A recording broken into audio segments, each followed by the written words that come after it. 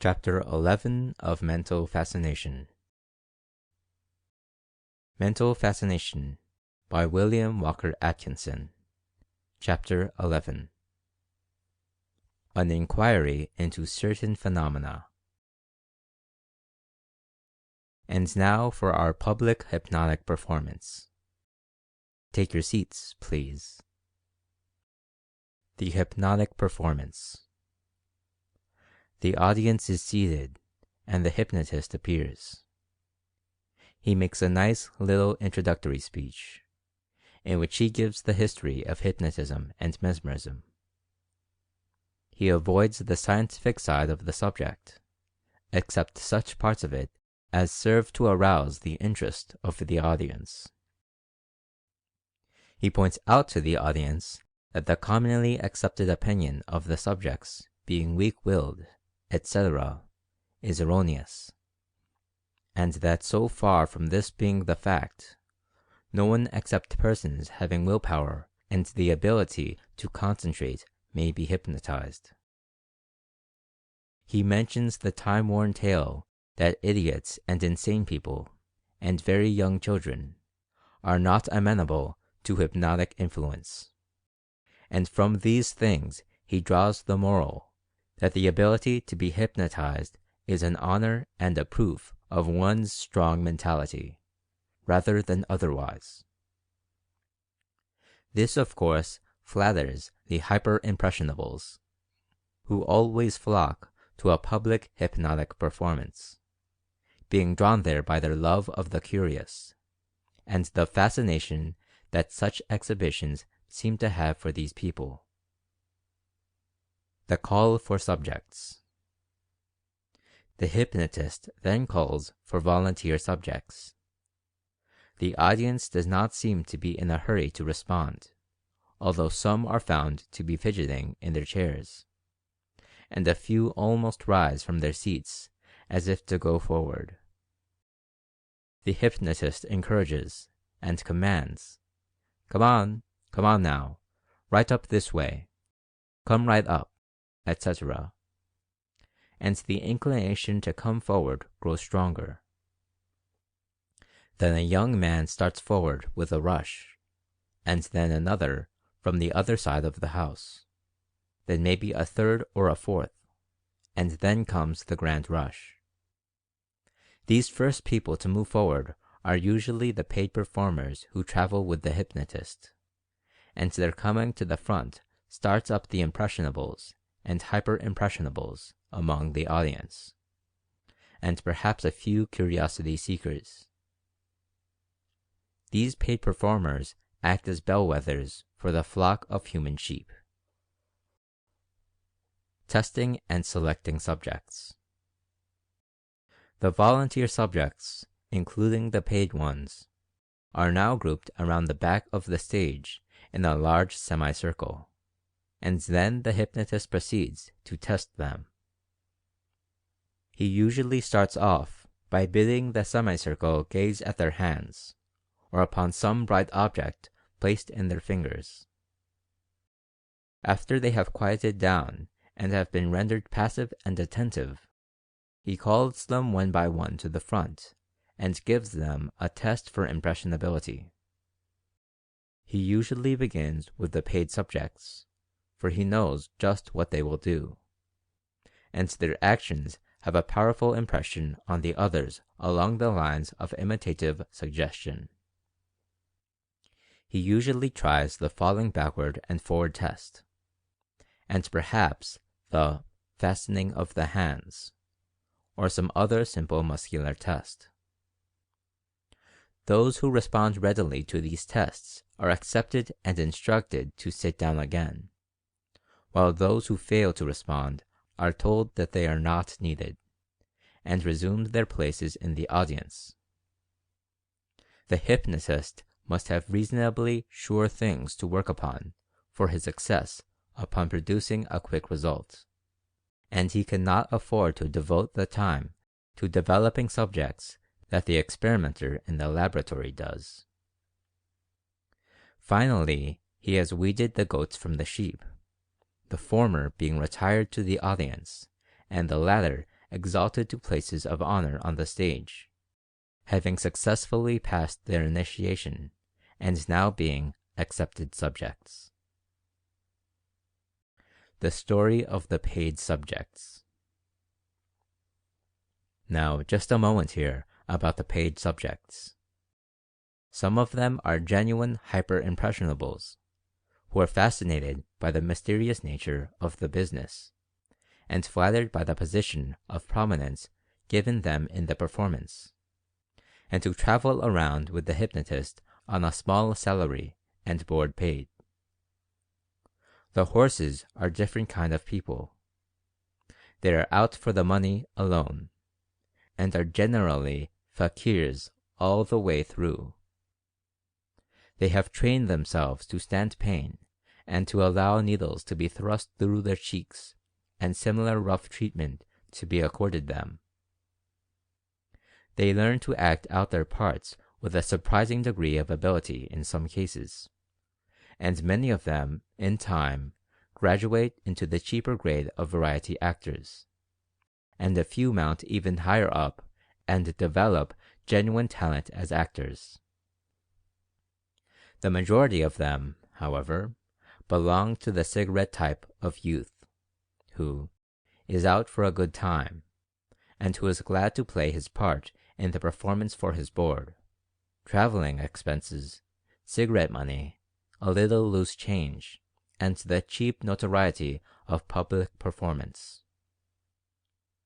Some of the more expert of them demand and receive larger salaries as they advance in the scale, and a few star performers in the business receive quite good salaries, and earn it, too. These horses often display considerable ability in the line of suggestion, and really lead the volunteer subjects through their acts, the latter obeying the line of least resistance along the general lines of imitative suggestion. These star performers among the horses are often just as expert hypnotists as their employers, and consequently much of the success of the entertainment is due to their efforts. Producing sleep. The next stage of the performance is to induce sleep in the subjects. This is done by first inducing fixation of the eyelids, along the lines of muscular control of which I have spoken. Then suggestions of sleep are given by the hypnotist, such as, "You are getting drowsy, drowsy, drowsy. Your eyelids are heavy, heavy, heavy as lead. You are falling asleep, etc." And soon the heads of the horses and the hyper-impressionables are nodding. The impressionables who are not affected by the sleep suggestions are sorted out and sent back to the audience, until there is left only the horses and hyper-impressionables, including the paid performers among the latter, as well as those who have volunteered. Then the hypnotist has obtained that what he has tried for. He has a circle of hyper-impressionables and horses who will accept every suggestion that he may give them, and be responsive to every demand upon their negative imagination that he may induce in them.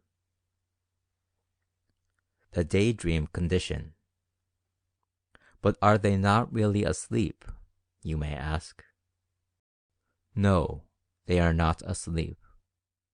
Their condition is one of a drowsy, daydreamy state, such as many of us have felt when lost in reverie, or absent-mindedness. They have had the feeling of drowsiness induced in them by the suggestions and influence of the hypnotist, and have had their negative imagination acted upon by him until they are in a state of dazed daydream. They know what is going on about them and realize the illusion which they are acting out, but are so passive that their imagination is partially beyond their own control, and is induced and managed by the hypnotist through his positive imagination and his suggestions. It is a queer state. I have talked with many of these people, and I think I have measured the mental state existing in them. They are living in two worlds. Their wills are passive, and the negative imagination, or fancy, is most active and under the control of the hypnotist. The playing bear explanation. An illustration that I have used in some of my lectures on this subject may give you a clearer idea of the matter. It is as follows. A party of children are playing bear. One of them is the bear and goes growling, wagging his head, and showing his teeth in a ferocious manner. The other children pretend to be frightened, but after a bit they induce in themselves a feeling of real terror. The assumed becomes almost real to them. Children have very vivid negative imaginations, and often suffer great torture by foolish suggestions of boogeyman, big bear catch you, something will grab you when you go upstairs, etc.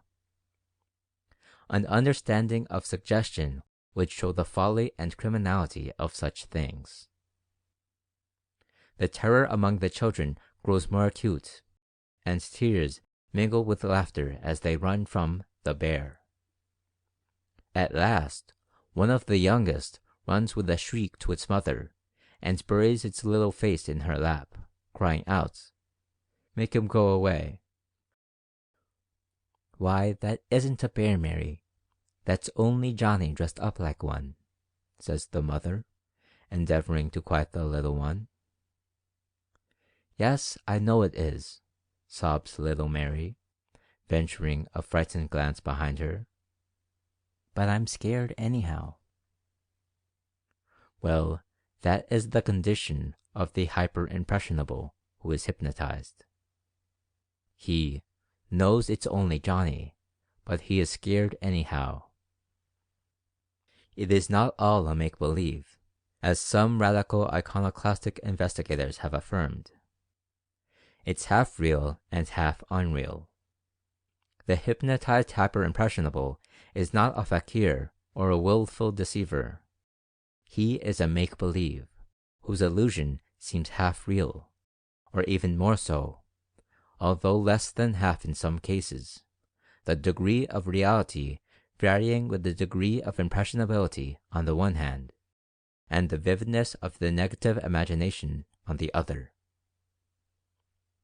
Opposing views reconciled. I have gone into this matter of the mental state of the genuine hypnotic subject rather fully, for the reason that the statements of the two schools of investigators are diametrically opposed to each other on the subject. The old school of mesmerists and hypnotists insists that the subjects are in a true sleep condition, and are absolutely oblivious to all that goes around them, outside of their illusions, that they are acting out dreams suggested to them. The new school of suggestion, on the other hand, claims that the subjects are wide awake as usual, and merely acquiesce in the suggestions made them, just as they would in any other, and are fully conscious of what they are doing, and are make-believe all the way through, from beginning to end. I think that my theory, or explanation, will supply the reconciliation, or missing link, between these two opposing views, and I believe that it will meet with the approval of many who, like myself, have had the opportunity of examining these people and getting close to the heart of the matter. It is true that many of these subjects will tell you that they were totally unconscious of what they were doing, but that is because in so doing they are carrying out the suggestions, express or implied, of the hypnotist, who tells them that they are hypnotized, and know nothing else. A funny thing about these subjects is that each one of them thinks that he is the only one who was half awake, and that all of his companions were completely under the influence. Remember now, I am not talking of trance conditions, which belong to another phase on the subject, nor am I talking about the horses on the stage, who are fakirs all the way through, although contributing much to the interest and action of the show. My description of the mental state of the subject applies only to the genuine cases of hyperimpressionability in the daydream state. The hypnotic show. I shall not take up your time and space by describing the many features of the public hypnotic performance, the barbershop scene, the balloon trip, the baseball game, the hive of bees, the school session, and the thousand of variations shown by the many hypnotic exhibitors and performers, some of whom are artists in their line, and show a wonderful ability in the direction of making their performances interesting and akin to a vaudeville show. Nearly everyone who reads these lines has seen a performance of this sort and will know to what I refer. The principle is the same in all of these acts or performances. The horses and the hyper-impressionables accept the suggestions, and the latter are also impressed by the hypnotist's positive imagination acting upon their negative imagination through mental currents by induction. But even the most startling and complicated experiments are but combinations of the experiments in induced sensation, mentioned in Chapter 9 of this book, raised to a superlative degree by means of induced imagination. The experiments I have given you, and others of the same kind, are the building blocks by which the mesmeric structures are built, the style, variety, decoration, and stability, depending upon the art of the operator or manager. There are many books on stage hypnotism that instruct the performer in constructing effective scenes. It is a matter of stage art, rather than of scientific knowledge. The successful hypnotist must be a man of strong suggestive ability, one able to focus his force in his tones, and also of strong, active, positive imagination, and thus able to form a clear, vivid mental picture of the scene he wishes to be enacted on the stage before him. By forming this mental picture, and by using his will to project and focus his mentative energy upon the subjects, he is able to induce in them the feelings and daydreams desired. His success as an entertainer, of course, requires ability as an originator of scenes, etc., which have nothing whatever to do with his ability as a hypnotist. When both qualities are combined, the man comes to the front as a financial success. While the above has dealt solely with public performances of hypnotism, still the principles called into play in the private psychological experimental work are the same. In the latter, there is no audience to be entertained, and much more time may be devoted to developing a subject and producing interesting phenomena, and the horses are eliminated. End of Chapter 11.